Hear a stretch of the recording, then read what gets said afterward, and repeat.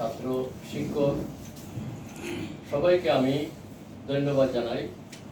দেরি হলেও আজকে এই সভার আয়োজন করেছেন, সেই জন্য বাংলাদেশের একজন সাধারণ নাগরিক হিসাবে, পাশাপাশি একজন রাজনৈতিক কর্মী হিসাবে বাংলাদেশ জাতীয়তাবাদী দল বিএনপির পক্ষ থেকে আমরা দীর্ঘ সময় ধরে আন্দোলন সংগ্রাম করেছি। এর ইতিহাস বাংলাদেশের মানুষের কাছে সমুজ্জ্বল। এদিকে আমি আর যাচ্ছি না।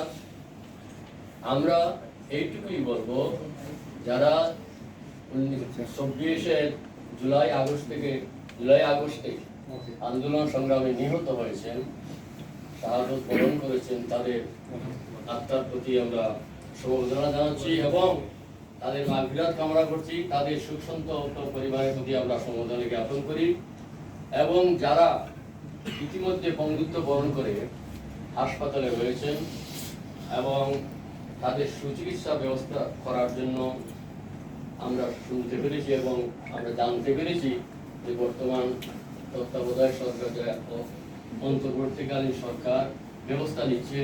এটাকে আমরা ধন্যবাদ জানাই, যাতে করে এই ব্যবস্থা যাতে ইফেক্টিভ হয়, সেই জন্য আমি আমাদের পক্ষ থেকে, আমাদের দলের পক্ষ থেকে এ বিষয়ে আমরা সহযোগিতার হাত অবশ্যই প্রসারিত করব।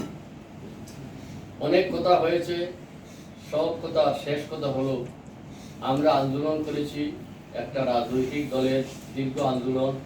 ইতিমধ্যে আপনারা বিএনপি এবং জামাত সহ অন্যান্য নেতৃবৃন্দের আন্দোলন সম্পর্কে আমরা অবহিত রয়েছি।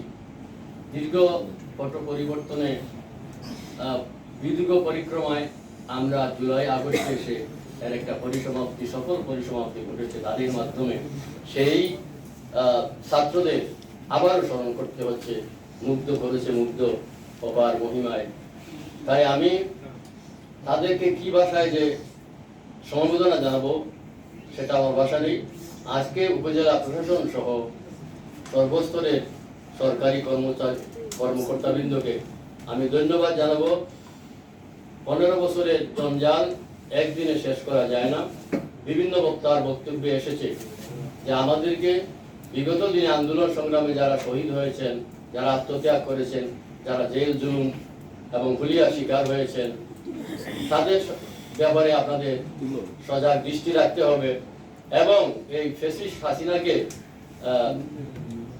বিতাড়িত করার জন্য যারা আত্মদান করেছেন এবং বিভিন্ন পর্যায়ে যারা অবদান রেখেছেন, তারা অবশ্যই আমাদের জাতীয় জীবনে চিরদিন বেঁচে থাকবেন এবং এই ফ্যাসিবাদকে প্রলম্বিত করার জন্য যারা স্টেক হোল্ডার হিসেবে কাজ করেছে, যেমন বিভিন্ন নির্বাচনে তারা অংশগ্রহণ করেছে, এদেরকে আমরা আর প্রশাসনে দুর্বল দেখতে চাই না।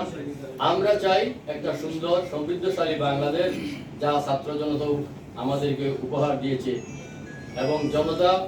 তাই আমি পাশাপাশি এইটুকুই বলবো, যেমনি ভাবে ৭৫ সিপাহী জনতার গণঅভ্যুত্থানের মাধ্যমে স্বাধীন বাংলাদেশের সূচনা হয়েছিল, তারই ধারাবাহিকতায় 5ই আগস্ট আমরা আরেকটি স্বাধীনতা পেয়েছি।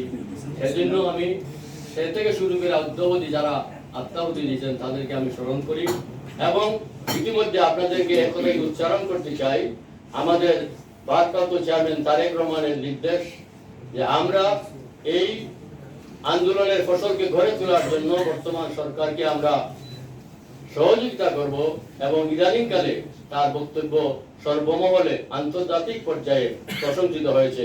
আমরা চাই সুন্দর বাংলাদেশ এবং এই সুন্দর বাংলাদেশ বিনির্মাণে যারা আত্মত্যাগ করেছে, আজকের এই মত শোকসভায় আমরা এইটুকুই উচ্চারণ করতে চাই, আমরা বাংলাদেশকে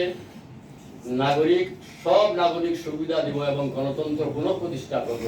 সেজন্য সব দল মতের ঊর্ধ্বে উঠে আমরা জনগণের স্বার্থে, দেশে ভোটাধিকার প্রতিষ্ঠার স্বার্থে, গণতন্ত্র পুনরুদ্ধার স্বার্থে আমাদেরকে এগিয়ে আসতে হবে। এবং আমি পরিশেষে সবাইকে ধন্যবাদ জানিয়ে আমি আমার বক্তব্য শেষ করছি। আল্লাহ হাফেজ।